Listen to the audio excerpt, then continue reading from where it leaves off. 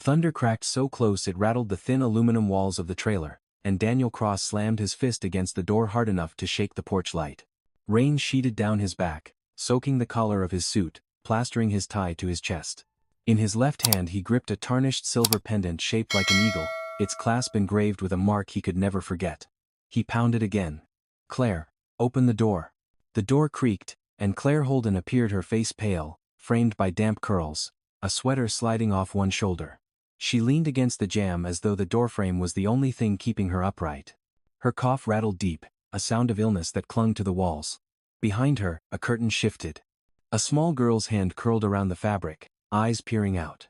Hannah. No more than 6. Barefoot. Hair in wild curls. The pendant's twin resting against her chest. Daniel's chest tightened. He had given the first of those pendants away 7 years ago in a New Orleans jazz club, pressed into the palm of a laughing woman, never expecting to see it again. Now it hung at the throat of a child who stared at him like a mirror. "Why didn't you tell me?" Daniel's voice cracked under the storm's roar. "Why didn't you tell me she's mine?" Claire flinched, her lips pressed thin. "You shouldn't be here," she whispered. "People are watching." She nodded toward the street, where a black van idled with its lights trained on the trailer row. The neighbor's old hound barked furiously at the glow of cameras. Daniel's phone buzzed again in his pocket. He had already listened to the voicemail. Melissa Blake, his fiancée. The darling of Manhattan society, her voice steady but urgent. "Don't do anything until you hear me. Please. I'm pregnant." He ignored the screen. Hannah stepped out from behind the curtain, small shoulders squared, fingers brushing the eagle pendant like it was armor. Her eyes, too old for 6, fixed on him. "Are you really my daddy?" she asked. Soft as a prayer. If this moment strikes your heart, hit like and share in the comments. What would you do if the child in front of you turned out to be your own? The storm pressed down harder. Daniel set his spare pendant, the jeweler's model he had kept locked away, on the counter. "This isn't a trinket from a flea market," he said quietly. "There's an engraving inside only I know. EA7. Eagle. 7 years. I had one made. I gave it to someone." "You lied." Claire's hand trembled as she gripped a chipped mug, filling it with water from the tap. "You left before the sun came up. No note. No name. I had my pride. I had a heartbeat inside me. That's all." Hannah slid closer, placing herself between them, watching both with fierce, childlike certainty. The paparazzi's flash burst once through the rain, a false dawn. Claire winced. "They'll paint you a savior and me a mistake." "No," Daniel said, his voice low but firm. "You're not a headline, you're family. That matters." His phone pulsed again, Melissa's message glowing. Two futures colliding at once. Hannah's small hand found his, steady and sure. "If you're my daddy," she asked, "do you know how I like my milk?" Daniel swallowed hard. "I don't," he whispered. "But I can learn." The van's engine growled, the hound barked once more, and the night seemed to hold its breath as a clock long stopped began to turn again. 2 days before that storm, Daniel Cross had been riding in the back of a black SUV, staring through tinted glass at the wide stretches of the Gulf Coast. He was supposed to be thinking about acreage, permits, and the resort his company promised to plant on the shoreline like a monument. Instead, he had the strange sensation that the land was staring back at him, resentful, as though it knew the glossy towers and polished fountains he imagined would bury something older. The driver slowed near a gas station that leaned tiredly against the highway. Neon buzzed above the pumps, casting a thin pink glow on the drizzle. Daniel stepped out to stretch his legs. The first thing he noticed wasn't the smell of gasoline or the low hum of cicadas. It was the small figure at a folding table by the station door. A girl, maybe 6, stood barefoot on cold concrete, selling small foil-wrapped pecan pies from a dented tray. Her curls clung to her cheeks in the humidity. She should have been at home with crayons and cartoons, but she stood like a vendor twice her age, hands neatly folded until a customer approached. And around her neck, glinting under neon, was the pendant. Daniel froze. He had to blink twice to believe it. The silver eagle swayed against her small chest, identical down to the delicate feather engravings. His throat tightened with something he couldn't name. He walked closer, slow, as though if he startled her, the image would vanish. "How much?" His voice sounded unfamiliar even to himself. She glanced up with wide, guarded eyes. $2 each, sir."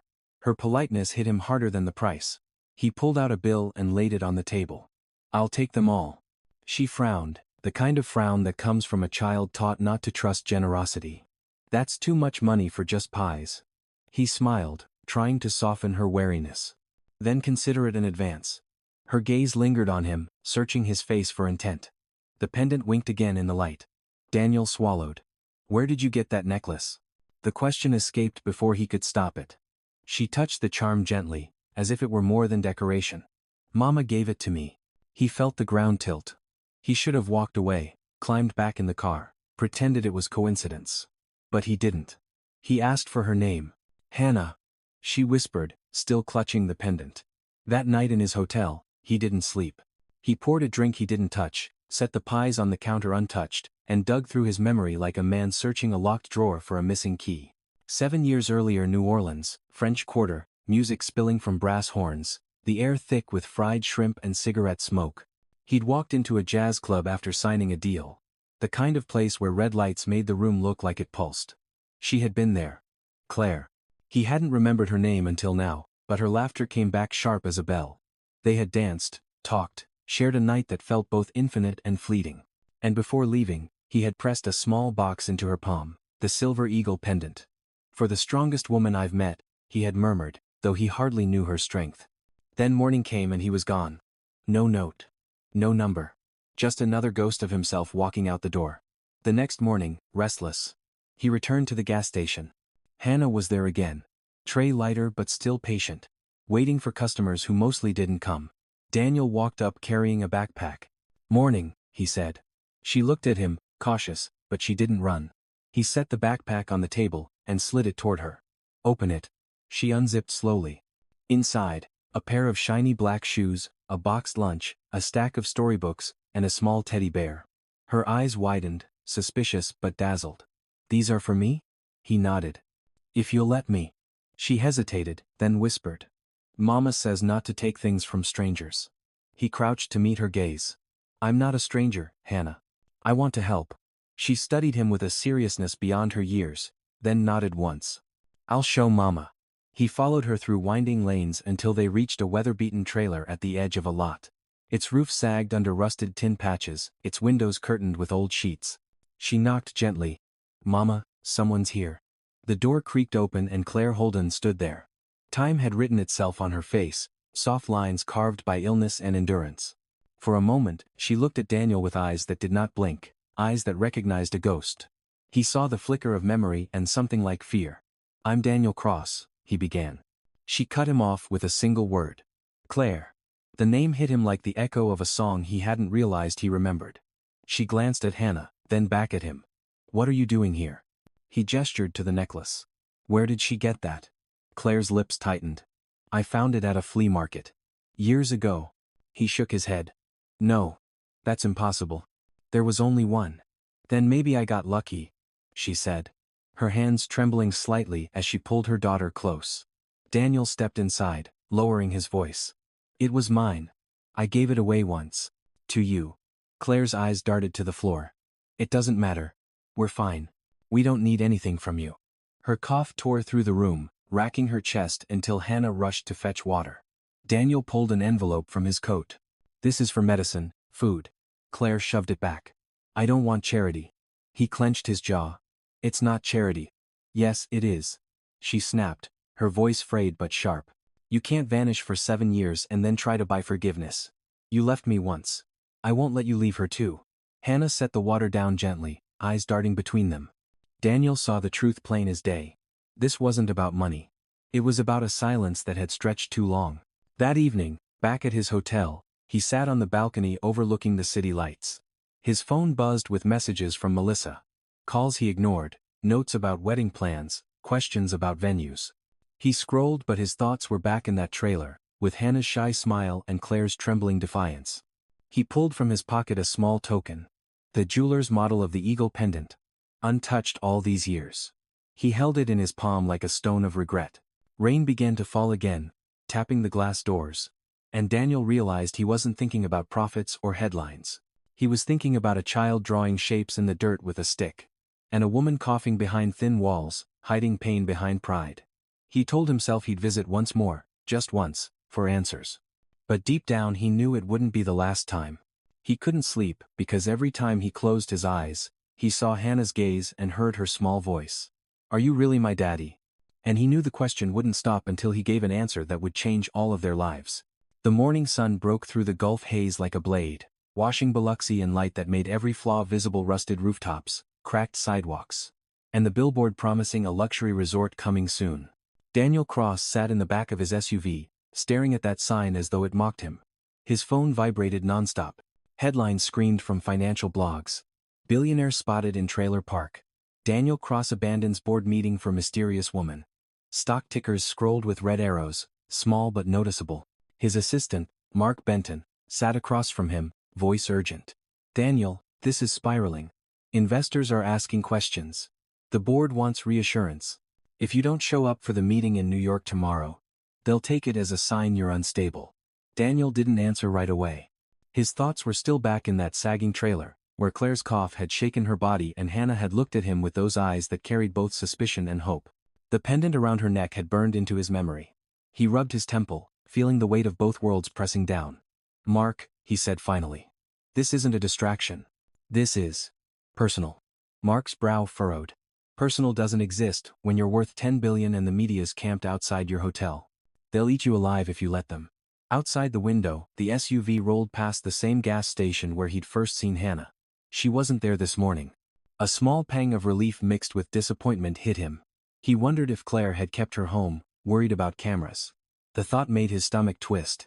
Daniel's phone lit with another name: Melissa Blake. He let it ring out. He knew what she wanted. Certainty, commitment, a clean narrative for the society pages. But he couldn't give that right now. Not when the ground beneath him was shaking. That afternoon he drove back to the trailer park. Security tried to wave him off, but he insisted. He found Hannah sitting on the front steps, a battered school workbook on her knees, a pencil gripped tight in her hand.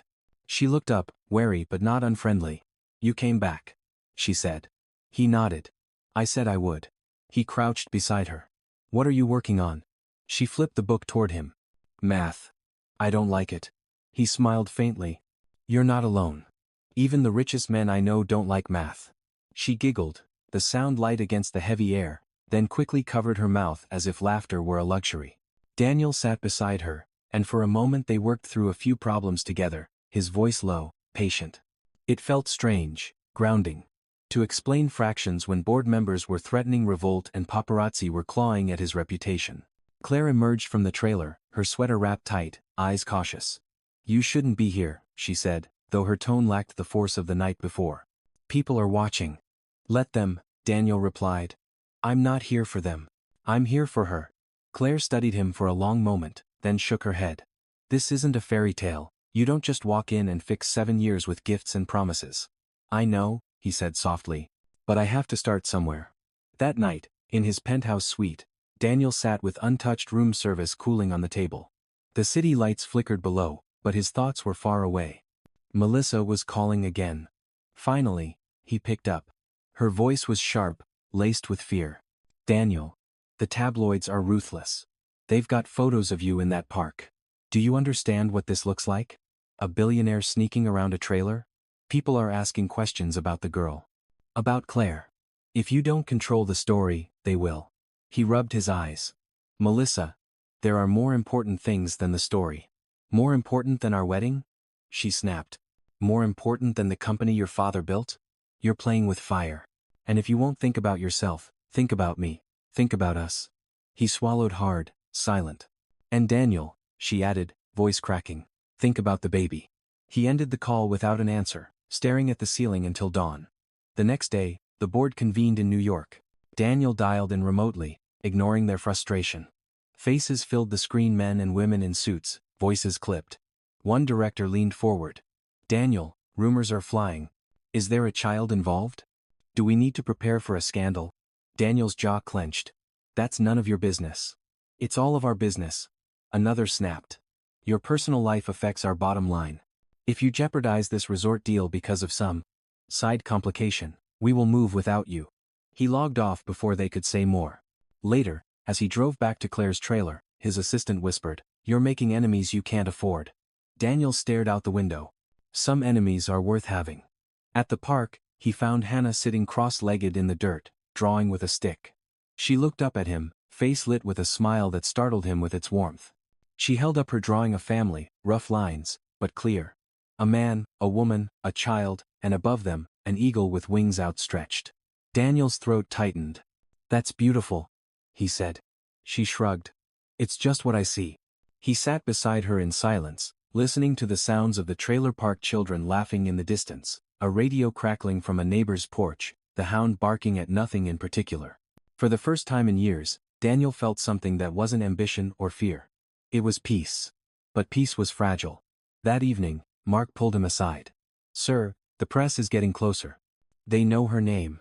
They know the girl's name. If you keep going there, it won't stay private." Daniel looked at Hannah, who was showing Claire the drawing, both of them smiling despite the cracked walls and dim light. He felt the weight of his choice pressing down harder than any boardroom table ever had. Mark's voice dropped. "This isn't business anymore, is it?" Daniel didn't answer. Deep down he already knew. This was the start of a fight he couldn't walk away from, not for shareholders, not for headlines, not even for the life he thought he had planned. It was about Hannah. About a truth that had waited 6 years in silence. And it was about finally facing the man he had been, and deciding what kind of man he would be now. The storm rolled in again as if the Gulf itself had decided to put Daniel Cross on trial. By nightfall, the wind had picked up, rattling the tin roofs of the trailer park, bending the skinny pines until they creaked. Daniel's SUV eased into the muddy lane, headlights sweeping over the familiar row of weary homes. He stepped out, the rain plastering his hair against his forehead, shoes sinking into the muck. He should have been at a gala in Manhattan, wearing a tuxedo beside Melissa Blake, letting the cameras capture their perfect engagement smiles. Instead, he was here, in the shadows of rust and rain, chasing a truth that had refused to stay buried. He reached Claire Holden's trailer just as lightning cracked across the sky. He was about to knock when he heard voices inside. He froze. The rain running down his collar. Every sense sharpening. Claire's voice, soft but clear, carried through the thin aluminum walls. "He doesn't remember. He doesn't know anything about that night. But he keeps coming back. Hannah is his. I can see it every time he looks at her." Silence. Then her voice broke again, thick with unshed tears. "But I can't tell him. If I say the words, he'll leave us again. He'll come for her and then disappear, and she'll be left with nothing." Daniel's heart pounded, his breath caught. He pressed his hand against the wall as if to steady the weight of what he'd just heard. "Hannah is his." The words rang louder than the thunder. His chest burned. A mixture of fury at himself and a strange, desperate relief. He pushed the door open. Claire turned sharply, startled, her hand still clutching the cheap cell phone she'd been speaking into. Hannah looked up from the floor, where she had been coloring, her eyes wide as she read his face. Daniel stepped inside, dripping rain on the linoleum, holding the eagle pendant in his fist like a gavel. "Why didn't you tell me?" His voice cracked, not with anger but with something heavier. "Why didn't you tell me she was mine?" Claire's face paled further, her lips trembling. "Daniel, don't lie to me again." He thrust the pendant forward. "I know this. I had it made. I remember giving it to you. And I know what you said just now. She's my daughter." Claire's shoulders sagged as if the fight had been drained out of her. Her eyes glistened, but her voice sharpened. "You left before the sun came up. No note. No promise. Just gone. Do you know what it feels like to wake up alone with nothing but a trinket and a child on the way? I wasn't going to give you a second chance to disappear." Hannah stood now, small and trembling, looking between them. "Mama?" she whispered. Claire bent down quickly, cupping her daughter's cheek. "It's all right, baby." But Daniel stepped closer, his voice breaking. "No, it's not all right. She has a right to know. I have a right to know." Claire's eyes met his, filled with equal parts anger and fear. "You don't get to waltz in here after 7 years and claim rights. Rights are earned by being there. By carrying cough syrup up the steps at midnight, by holding her through fevers, by sitting with her when homework makes her cry. Where were you then?" Daniel's throat closed. The paparazzi's headlights flashed against the window, the familiar pop of cameras cutting through the storm. The old hound barked like mad, neighbors peering out from their porches. The secret was moments away from exploding into the world. Hannah flinched at the bursts of light, clinging to her mother's arm. Daniel moved quickly, scooping her into his arms, shielding her face from the window. His security detail shouted outside, chasing the vans that had rolled too close. For the first time in his life, Daniel didn't care how the photos would spin, didn't care if the board stripped him of his chair. The only thing that mattered was the child pressing her face against his wet collar, trembling at the storm. He turned back to Claire, voice low but fierce. I may have left once, but I'm here now. And I will not leave again. Not you. Not her. Claire's eyes searched him, as if looking for the truth he had denied her years before. Before she could answer, the front door burst open and Melissa Blake stepped inside, rain streaming from her hair, mascara running in dark trails down her cheeks. She looked at the scene, Daniel holding Hannah, Claire rigid with shock and her face twisted with something between betrayal and despair. So it's true, she whispered. There is a child. Daniel felt his stomach drop. Melissa. Don't. She cut in sharply, her voice rising above the storm. Don't insult me with another half-truth. You've been hiding here. And all this time I thought it was business stress. But it's her. And that girl. Hannah shrank back against his chest, sensing the venom in Melissa's tone. Claire stepped forward, protective, but Melissa raised a trembling hand. I deserve honesty, Daniel. I deserve better than to find out through tabloids and whispers. Her eyes glistened, and then the words came like a hammer. And before you choose, you should know. I'm pregnant too. The room went silent except for the pounding rain. Daniel's knees nearly buckled. He held Hannah tighter, his eyes darting from Claire to Melissa, from the daughter he had only just claimed to the fiancé who now carried another child. Two futures crashed together in one suffocating moment. Claire's face went pale, her breath sharp as though she had been punched. Melissa stood shaking, rainwater pooling at her heels. Hannah looked up at Daniel with wide, confused eyes. Daddy? She asked again, her voice trembling, begging for clarity he didn't have.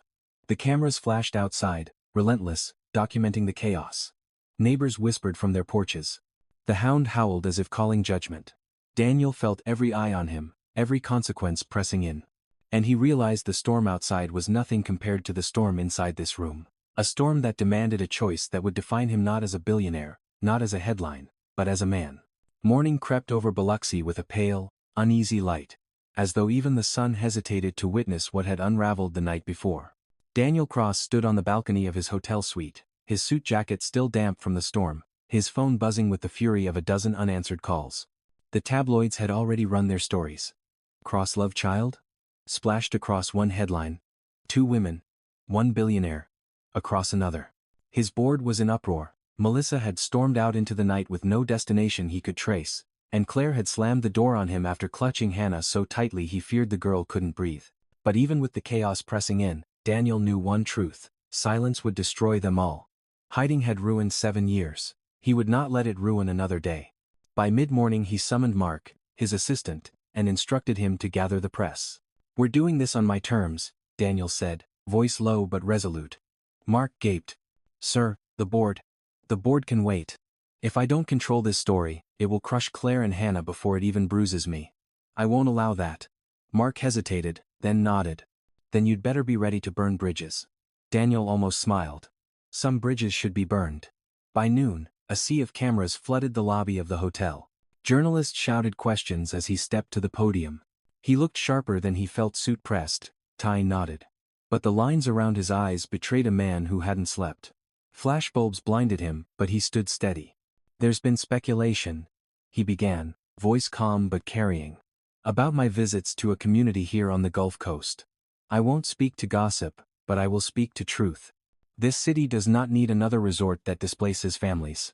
It needs homes, clinics, schools. Effective today, the Cross Development Resort project is suspended. In its place, we will establish the Gulf Renewal Initiative, a housing program designed to serve the people who have been ignored for far too long. Reporters erupted, voices overlapping, some accusing him of dodging scandal, others pressing for details about Claire and Hannah. Daniel raised a hand, steady as stone. There are children whose privacy matters more than your headlines. I will not drag them into your spectacle. What I will say is this: my personal failures will not become their punishment. Not while I have the power to stop it. A ripple moved through the room. For once, the press held its breath.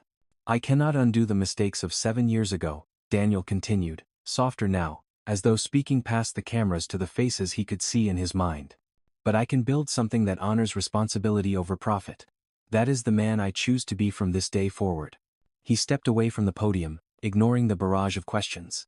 Behind him, Mark whispered, the board will tear you apart. Let them try. Daniel muttered. He returned to his suite, bracing for the fallout. By evening, the board convened via video call, their faces a gallery of scowls. One director spat, "You've tanked investor confidence. You've made us look like fools." Another sneered. "You think philanthropy will save you? This is Wall Street, not Sunday school." Daniel leaned forward, eyes hard. "You're wrong. Families, communities, this is where the future is. If you want to fire me, do it. But I won't build empires on broken promises anymore." The call ended with threats of votes and legal maneuvers, but Daniel felt lighter than he had in years. For once, he wasn't running from his shadow. That night, he returned to the trailer park. The storm had passed, leaving the air cool and damp. The streets quiet except for the soft hum of insects. Claire opened the door only a crack, her eyes wary. "Why are you here?" Daniel held up a folded newspaper. The headline read, "Cross Halts Resort, Pledges Renewal Program." He handed it to her gently. "I told the truth I could tell. Not all of it, but enough. I won't let Hannah's name be dragged through the mud. I won't let yours either." Claire studied him for a long moment, then opened the door wider. Hannah ran forward, her little feet thumping against the worn linoleum. "You came back," she said, smiling as though the world hadn't fallen apart around them. Daniel knelt, meeting her eyes. "I told you I would." She threw her arms around his neck, and for the first time, he let himself hold her as if the word father wasn't just an accusation but a promise. Claire's voice softened, though her eyes still held steel. "Words are easy, Daniel. Actions are harder." He nodded. "Then let me prove it. Day by day. However long it takes." Claire said nothing, but she didn't send him away. Later, as the three of them sat at the small table with chipped edges, Daniel noticed Hannah's sketchbook lying open. On the page was another drawing, this one more detailed than before. A man, a woman, a child, all holding hands, with the eagle pendant above them, wings spread wide. Daniel's chest ached. He reached out and touched the page lightly. "She sees more than we give her credit for," he whispered. Claire followed his gaze, her expression unreadable. "She's been waiting for someone to see her." His phone buzzed again, this time with a message from Melissa. A single line that twisted his gut. "We need to talk. For the baby's sake." He silenced the screen, slipping it into his pocket. For now, the noise of the outside world could wait. Hannah giggled as she poured milk into 3 mismatched cups. "Do you know how I like it yet?" she teased, eyes sparkling. Daniel smiled, a tired but real smile. "I'm learning." Outside, the trailer park settled into its night rhythm, dogs barking in the distance, radios humming faintly, neighbors nodding to each other with weary solidarity. For once, Daniel didn't feel like an outsider in their world. He felt, against all odds, like a man finally stepping into the life he should have lived years ago. But he knew this peace was fragile. A pause before another storm. Melissa's message hung in his mind. A reminder that one choice still waited. A choice between 2 futures that would not coexist quietly. For now, though, he let it rest. He lifted his glass of milk, clinked it gently against Hannah's, and whispered, "To promises kept." Sunday morning broke clear and golden over the Gulf, the kind of morning that made the world look as though it had been freshly washed. The storm had scrubbed the sky clean, leaving the air soft and sweet with the scent of wet earth. Daniel Cross pulled his cap lower on his brow as he walked through the Biloxi Farmers Market, a canvas bag swinging at his side. He could have sent someone else to fetch the milk Hannah loved, but he had insisted on doing it himself. The market buzzed with life vendors calling out prices for peaches and pecans, families drifting between stalls, the smell of barbecue curling through the breeze. Nobody looked twice at him. To them, he was just another man in line, holding a carton of chocolate milk for a little girl waiting at home. When he reached the front, the vendor, a broad-shouldered man with a graying beard, squinted at him, recognition flickering. "Aren't you?" Daniel smiled faintly. "Not today." The man chuckled, sliding the carton across. "Fair enough. That'll be $2. Daniel handed over the cash, feeling oddly grateful for the normalcy. As he turned back toward the street, he caught sight of Claire and Hannah, sitting on a bench beneath a magnolia tree. Claire was chatting with a neighbor, laughter breaking easily from her lips, her eyes brighter than he had ever seen them. Hannah spotted him, jumped to her feet, and ran, curls bouncing. "You got it," she cried, hugging the milk as if it were treasure. "Of course I did," he said, lifting her up and spinning her once. She giggled, clinging to him, her joy as unguarded as the morning sky. Claire rose, crossing to them with that quiet dignity she carried even in faded jeans. She watched Hannah's laughter, and for a moment her guard slipped. "You look different," she murmured. Daniel met her gaze. Maybe I finally stopped running. They walked together through the market, Hannah skipping between them, her hand in Daniel's. Vendors greeted Claire by name. Neighbors waved. And for once there were no flashing cameras. No headlines. No whispers. Just community, the kind that stitched itself together with shared stories and small kindnesses. Daniel felt the weight of it settle on him like a mantle he hadn't realized he wanted. Later, back at the trailer, Hannah pulled out her sketchbook again. She sat at the table, tongue poking from the corner of her mouth as she worked. When she finished, she turned the page toward him. This drawing showed 3 figures again, but this time the eagle overhead carried something in its talons. A broken chain, snapped clean in 2. Daniel's throat tightened.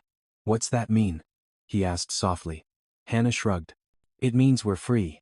Claire looked at the picture, then at him, and for the first time her eyes softened without reservation. "She's been waiting her whole life for you to show up," she said. "So have I. If I'm honest." He swallowed the lump in his throat, reaching across the table to touch her hand. "I can't erase what I did. But I can spend the rest of my life proving I won't do it again." Claire didn't pull away. Outside, children's voices rang through the park. The sound of a community shaking off years of neglect. The Gulf Renewal Initiative had already begun to stir hope, volunteers clearing lots, foundations laid for new housing. The project wasn't about glossy towers anymore, it was about roofs that didn't leak and schools that didn't fail their students.